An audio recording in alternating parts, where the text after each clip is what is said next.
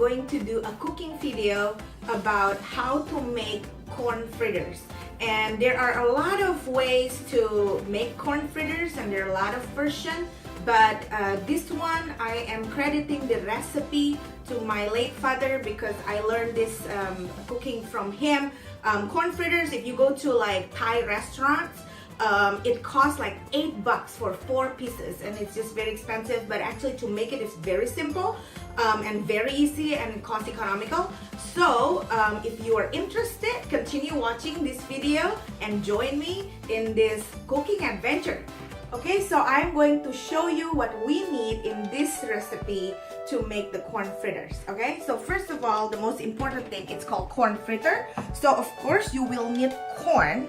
Okay, so it's best to use fresh corn if you have, but it's not really in season right now here in California, so I am using a canned corn, and this is not a promo video, but it just happened I got it from Safeway, and I like this because the sodium is only 10 milligrams. And we also will need all-purpose flour and a little bit of rice flour.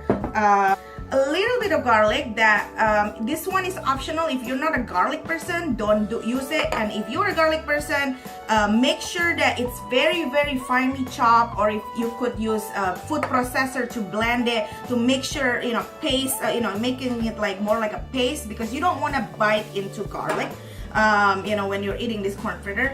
And then green onion that is chopped like this, just thinly slice it basically. And of course you will need vegetable oil to fry, and shrimp. Again, you should use, if you have fresh shrimp, use fresh shrimp, but it just happened at home I have frozen shrimp, so I'm just gonna use frozen shrimp. So you also will need eggs. So this recipe is not vegan, it's not vegetarian. Well, I guess some vegetarians do eat eggs. The shrimp is optional. You know, if you go to like Thai restaurants, usually they don't use shrimp. This is for my own liking because I like shrimp in my corn fritter, so I put shrimp. The eggs, it's really only for texture. So if you're vegan, you can eliminate the eggs, but the texture is going to be different. Because eggs is, you know, naturally is gonna make the batter fluffier, and it's just more pillowy, and you know, it's for me it's more pleasant to eat it. But if you're vegan, you can omit this and it should be fine. So it's doable. Yeah. So all right. So now I'm gonna show you how to do it, what to do next. All right, so this is the corn from the can. I'm making a big batch of this, so this is like a 2 can worth, but if you can only use 1 can, you know, depending on how many people you're serving. And one more can I puree it using a magic bullet, like a blender. Okay, so the reason is I want to do that is because I like to have the flavor of the corn in the batter. You know, you want to taste the corn, you know, the real corn, like the whole corn, you know, the sweetness and the juiciness of that. But it's good to have, you know, the flour, you know, the batter also tastes like corn. So it's very simple. I'm just gonna put all the ingredients as I said. So the garlic, the green onion. This one is very important. And I'm just gonna add as I go. And I'm gonna add the salt now too, because then, you know, the more we mix it, then the more even the seasoning is. And then this is the all-purpose flour. That much. And rice flour. Rice flour is also optional. Sometimes my father actually doesn't use rice flour if we don't have it at home. But the good thing about rice flour is it keeps the batter crispy. It makes it crispier. However, be mindful, you don't want to put too much. The reason is if you put too much rice flour, the batter is going to be more stiff. So like when you bite into it, it's not as pillowy, it's not as fluffy. Mix. And you know, it's you can look at this and it's like, wow, that's really tasty. But you know, eventually the corn is going to produce water, so it's going to be wetter than what it is. So that's also another thing that I learned, like as I'm making this thing, is like, hey, don't offer you know, don't overwet your ingredients thinking that, oh my goodness, the batter is too thick, because believe me, it's going to get more watery. Okay, and I'm gonna add the shrimp. And yeah, it's best to use fresh, uncooked raw shrimp. But it just happened at home I have the I only have the frozen cooked shrimp. And then I'm gonna add the eggs into my batter. Some people, they crack the eggs separately because, and then in a different container, but I don't want to wash too much dishes. And I'm taking a chance that the eggs are gonna be good. I trust my grocery store eggs. Okay, so I'm just gonna mix this. Yeah, so just keep mixing until everything is mixed and blended well together. I know most people here in America probably learn about corn fritter from Thai restaurant, but actually in Indonesia, corn fritters are a popular, you know, food items, like food dishes, you know, in, you know, everybody's houses. So it's probably a Southeast Asian thing, you know. Okay, so now all our batter is already mixed, yeah? So let's go to the kitchen and fry the corn fritters. So I've heated up my pan with the cooking oil, and I use vegetable oil. What you do to fry this is very simple. You just use like a spoon, okay, and take like just a little bit of this and drop it. Okay, people who are very you know, like aesthetic stuff, at times they actually try to shape it a certain way.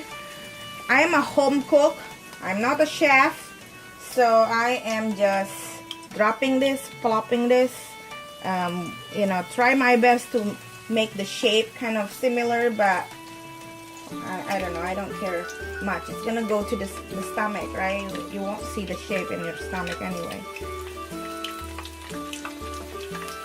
This is like reminiscent of like my childhood, or even like when I, you know, I go home to visit my dad at the time when he was still alive, going home to Jakarta.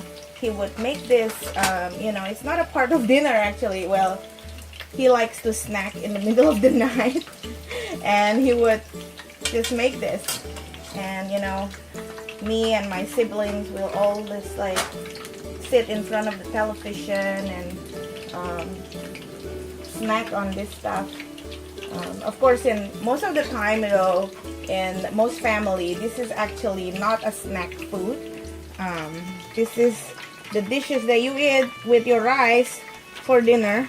Make sure that when you fry this, when you deep fry this, the fire is not too big, because you want to make sure it's cooked all the way through. But so just use like a medium heat when you're deep frying this. Because I am actually making this for a potluck, so I'm doing a lot. Like this is a huge big batch, and that's why I use 2 frying pan and I use a lot of oil essentially. But you know, you don't need to use 2 pans like I do if you're making a smaller batch, and or if you have the time to just sit here and fry, you know, 5, 6 at a time, until, you know, like I'm just trying to save time. That's why I use 2 frying pans. Okay, so you want to deep fry this until it's golden brown like this, so it's not too brown or too dark. So this looks really good already, both sides. Okay, so what I do is I line like a paper towel on a plate, so that the paper towel is going to be absorbing the oil. See, look, both sides looks good, perfectly golden brown. Okay, so and again I use a slotted spoon so that I don't, as I take this out, I don't scoop too much of an oil out. So and then just put it like that.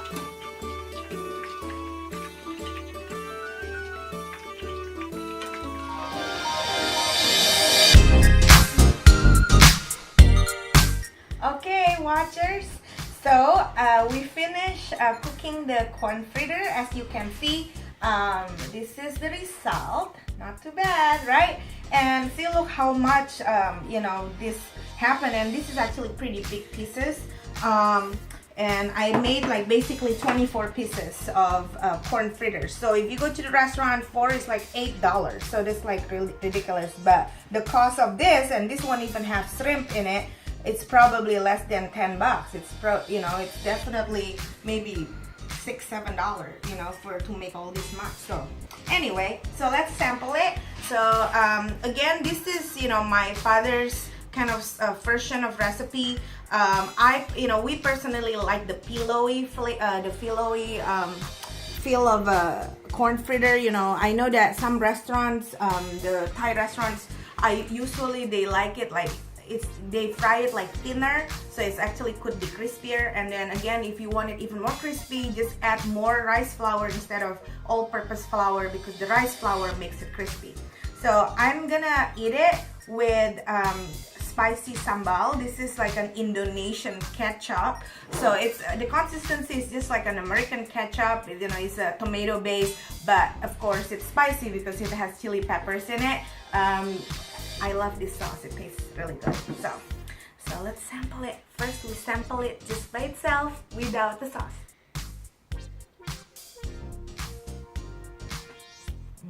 Good.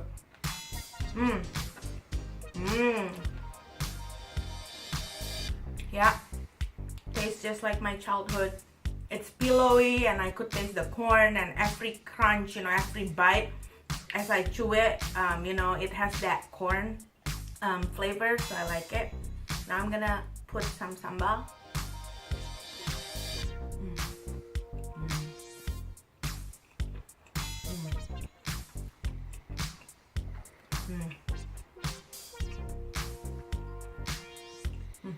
Very good. Well, thank you for joining me in this cooking recipe. If you like it, please don't forget to give it a thumbs up, and please share and subscribe, and I'll see you in the next video. See you next time.